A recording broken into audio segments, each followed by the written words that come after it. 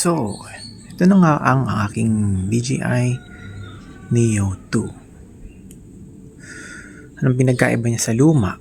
Battery nasa taas.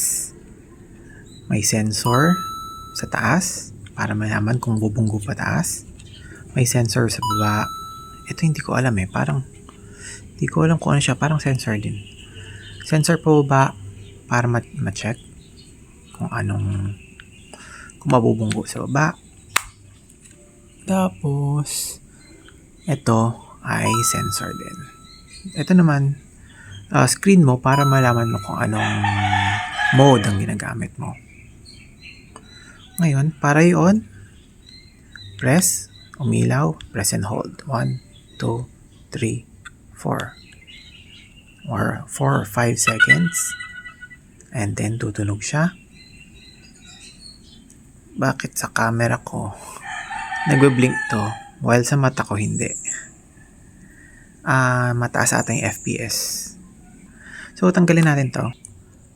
Yung camera stable. Unlike sa Neo 1, makikita nyo na yung camera tumatagilid kasi wala siyang second axis, which is yung nasa likod na nagpapaikot ng camera. Dati ang Neo 1, yung axis lang dito sa left and right para kapag nag-forward or backward, diretso pa rin tingin.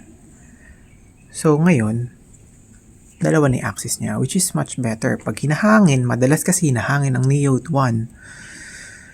Yun yung problema, kaya kung gusto mo magandang picture dati, tabingi.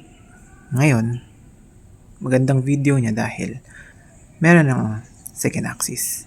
Which is, maski hinahangin na pa ganun, maayos pa rin yung video mo. Hindi ko kinabit yung antena kasi fly ko lang ng autonomous. So, all in all, sa tingin ko sobrang sulit to. Almost same price ng Neo 1. So, that's why yung Neo 1 is nag-discount ng sobra, naging 6,000. Dahil feel ko inaubos na nila yung supply ng Neo 1 kasi halos lahat ng tao bibili nila ng Neo 2